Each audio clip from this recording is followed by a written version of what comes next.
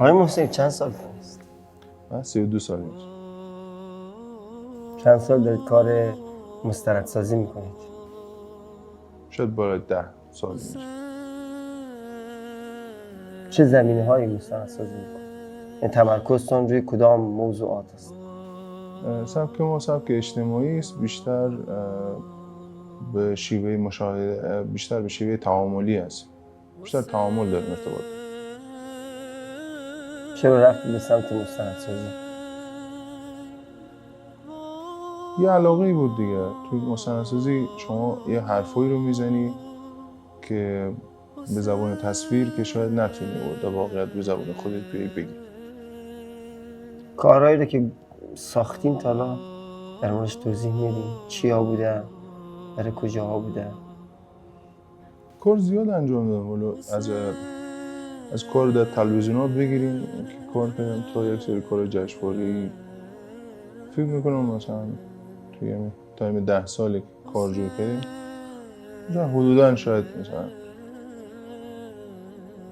90 تا یا 100 تا کار جور کردیم مستند بوده. از بحث‌های اجتماعی هست، از بحث‌های مسائل مهاجرین هست. بیشتر بحث کارهای دلیم بوده، کارهای مهاجرین بوده. ولی خب کارهایی که مثلا برام کار دلی نبوده، سفارشی بوده، بیشتر کارهای تلویزیونی بوده کنم، باز مسائل اجتماعی بوده، مشکلی نداشت.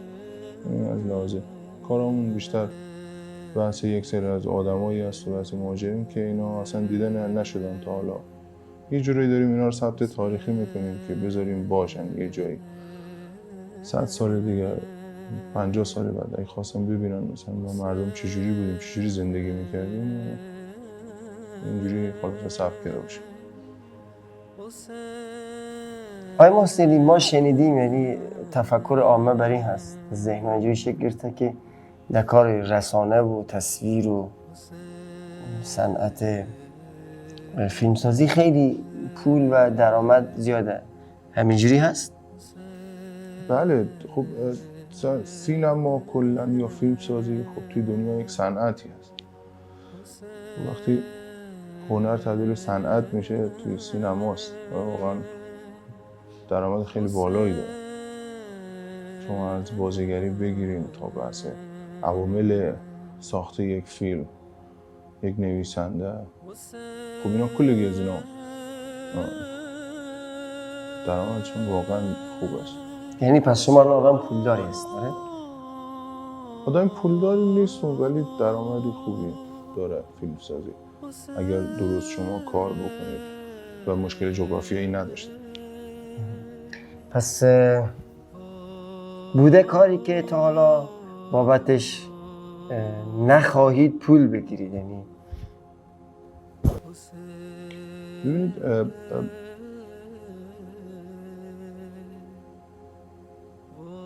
ماها شرایط خیلی سختی داشتیم. مردمی بودیم که مهاجر به دنیا آمدیم. عشق به وطن اصلا نفهمیدیم.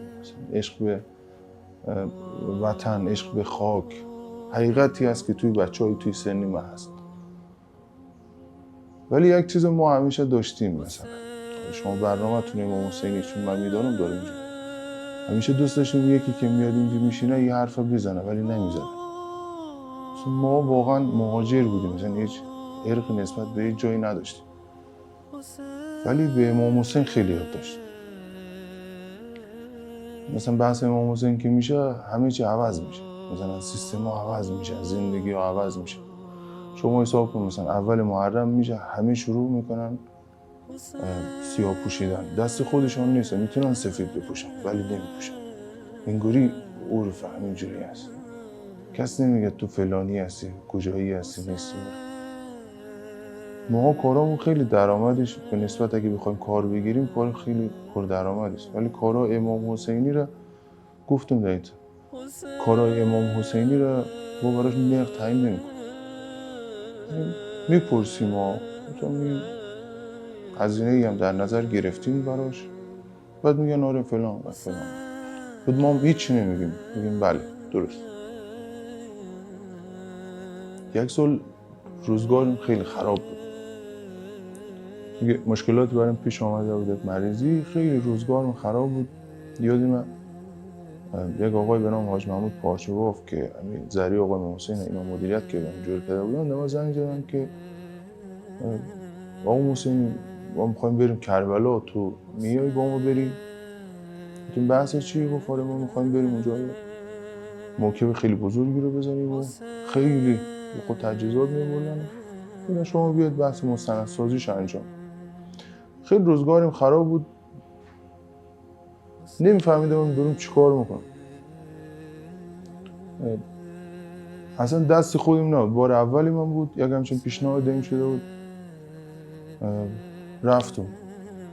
من 20 روز 25 روز داخل کربلا مستند جوییم.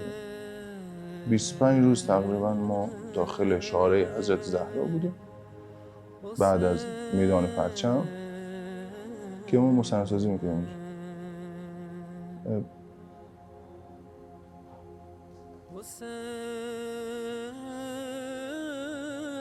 حساب کنید مثلا توی از 20 روز خیلی اتفاقای خاصی برام افتاد، خیلی اتفاقای مثلا چجوری بود، خیلی چیزا رو دیدم واقعا. ولی یک شما بگید مثلا یک ریالی به ما کسی پول داده باشه نداده بود. وقتی برگشتم رسیدم خانه، اولین سوالی که ازم پرسید خانم گفت که بابت 25 روزی که رفتی توی شرایط سختی که ما داشتیم از اینا دید پولی هم دادن که مثلا مزدی هم گرفتی که ما شب تدوین میکردیم روز ضبط میکردیم، یعنی فیلم ضبط میکردیم تصویربرداری میکردیم شب تدوین میکردیم و برنامه شبکه 3 برای مخاطب خاص و اینا آیتمان ما رو پخش میکردن و یک سری از ووله هایی که مثلا که ما جور میکردیم میان برنامه برای یک سری تلویزیون ها. بعد ما گفتم نه هیچ پولی دامن ندادن و اینا.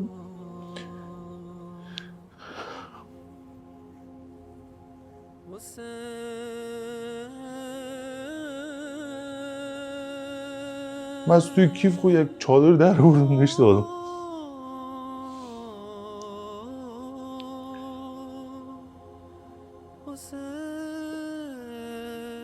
تو که میرفتی پولی نداشتی، چادر رو از کجا خرید؟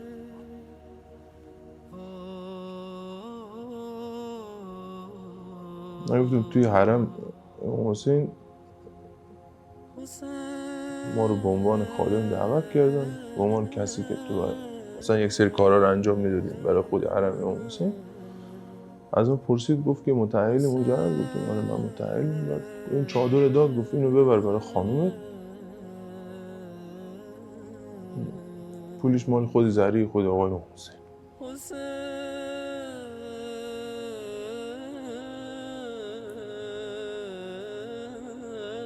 دیگه خانوم هیچی نگفت، ساکت نشست. یکی از مزدایی که ما توی 25 روز گرفتیم مثلا یه چادر بوده که به ما دادن و ما راضی بودیم از این مزد. واقعا تا الان واقعا نرخ تعیین نمی‌کنیم مثلا این سری کارا و همیشه هم روزی ما بوده، همیشه هم روزی ما بوده. آمدیم خدا رو شکر، خدا رو شکر. تصمیم داری یک کاری اختصاصی خیلی ها میان میگن مثلا ما یه هیئتی داریم 10 روز، یکی میاد میگه من پستیم هست یکی رو میفرستم مثلا کربلا، یکی میاد میگه من آب میتونم، یکی یک چیزی دیگه، هر کسی به اندازه پست خودش میگه.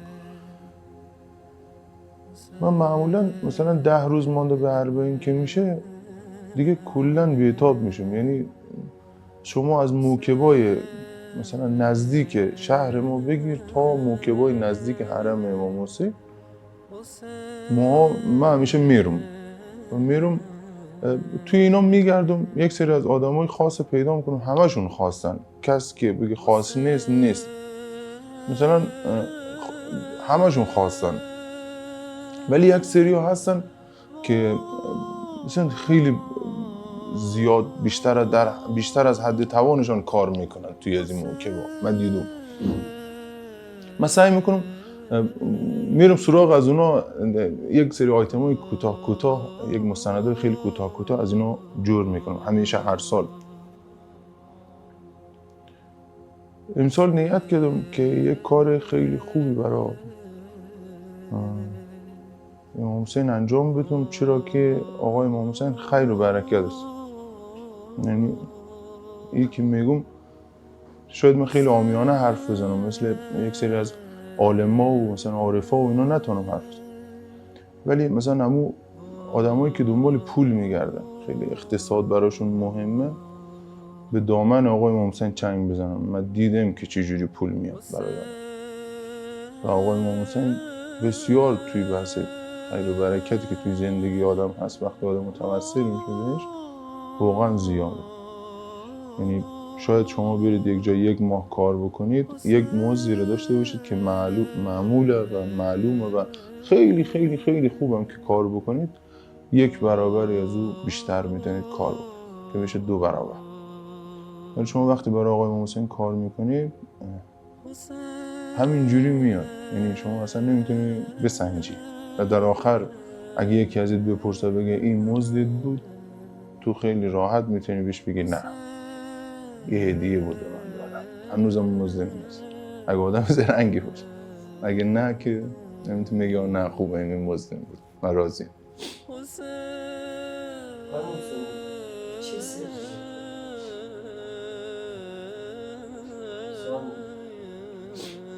هیچ جایی از منافعش نداره. ولی وقتی سرش آدم برسه، غرور، شخصیت، انقلاب، ثروت، همه چیز کنار. این چه سری از دید شما؟ چون شما تجربه های مختلف با آدم های مختلف داشتید.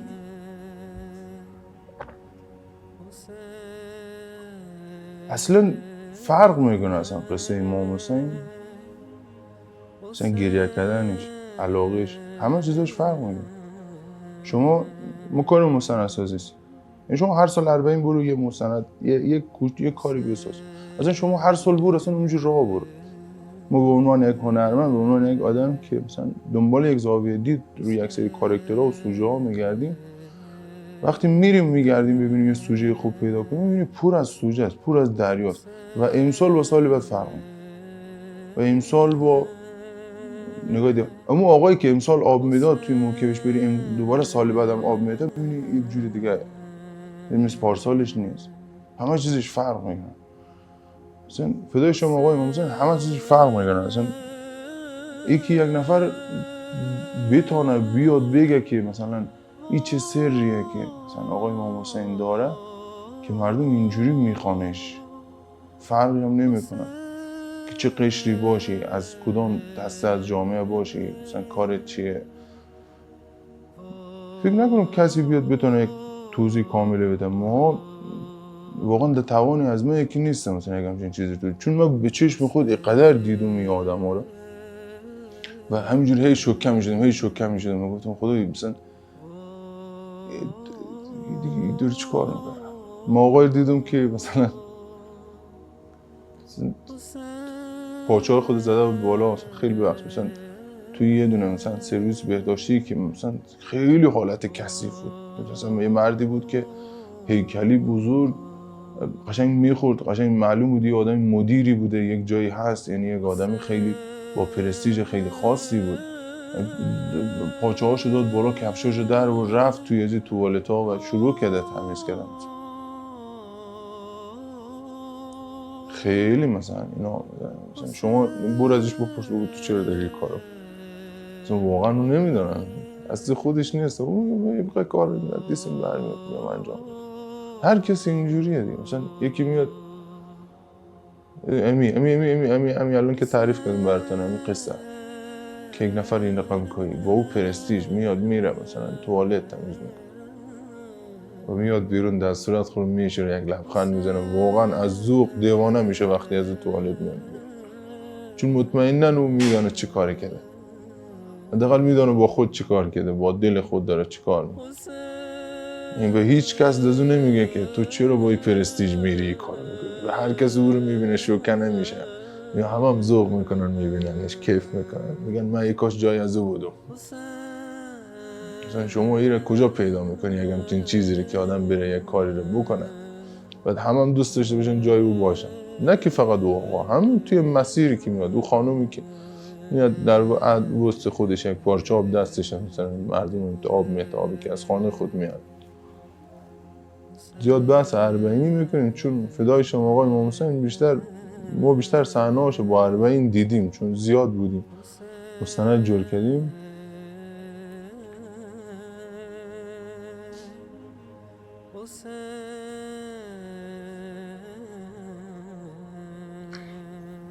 آقای محسنی عزیز، من میخوام از زبان شما که اهل رسانه و سینما هستید غمبارترین سکانس عاشورا رو برای ما روایت کنید. یعنی شما قرار است از یک سکانسی در یک لوکیشنی از کربلا بشینید و او را برای مردم از زاویه دوربین تصویر کنید، یا نابترین سکانس عاشورا را.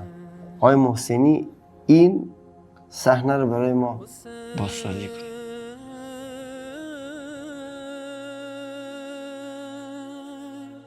ببینید ما توی داستانایی که می‌نویسیم، توی فیلمایی که می‌نویسیم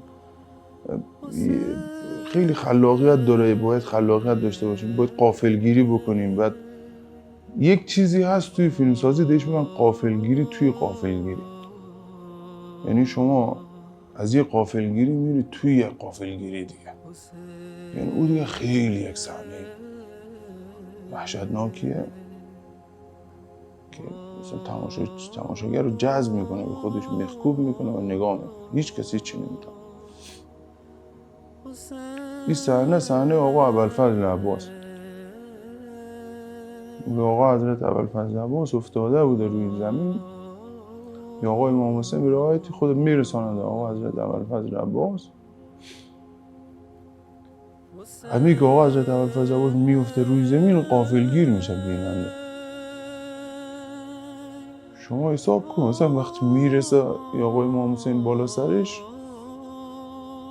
آقا حضرت ابوالفضل عباس دیش میگه که آخ برادر، بعد آقا امام حسین میشه میگه ها، یا عمری مرا سید و سرور خواندی، چی شد امروز برادر خواند.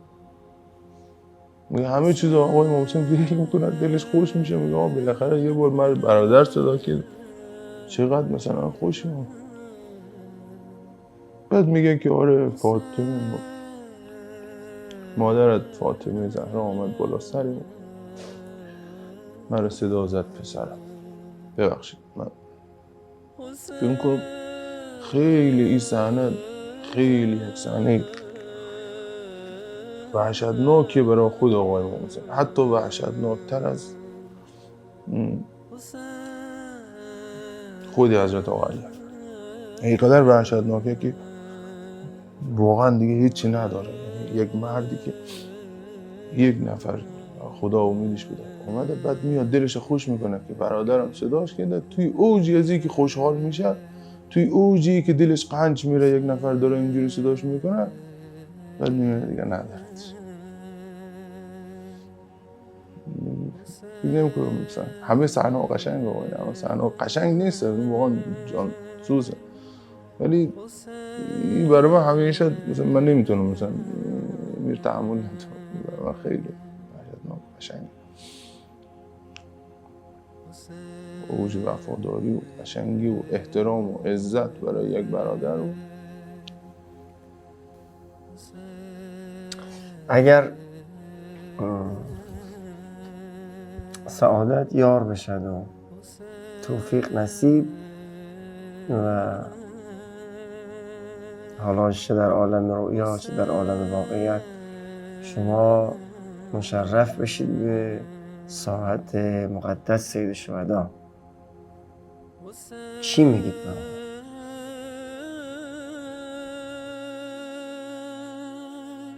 به ما سیستم ما یک ذره فرق میکنه.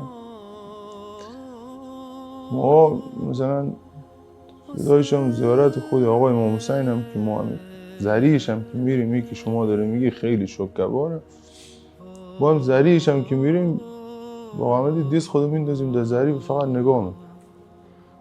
ما چیز نداریم.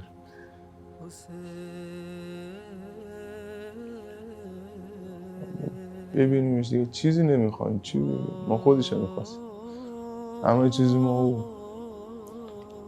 که همه چیز خدا توی اربعین و اینا باید وقت میکنیم یا خدا شاید کار ما مثلا اینو کسی مثلا من میگه من میرم مثلا توی بدترین فشارم که باشه میرم مثلا دست خودم نیست چون سعی میکنم مثلا توی تمام روزگار سختی که دارم همین این خط قرمز این باشم مثلا کار ما مثلا میرم مثلا شده پوشش یک دعوا و انقلابم که بشه مثلا میرم.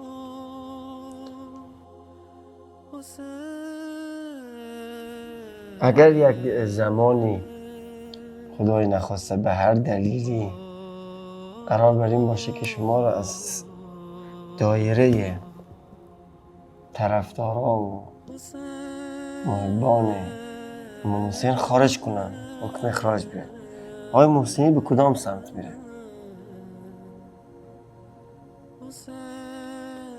ما واسه مردم کلن ما امیر رقم هستیم. ما از تخم تلک خودم دونام هستیم. ما رو که بندازم بیرون ما هم دانم دروازه هستیم. شلاوری هستیم. شلام پیروز است یک مردم ما یک چیز داره. ما رو از دروازه بیرون نمیکنن انشالله. اگه بیرون هم کنن ما خود ما شل هستیم.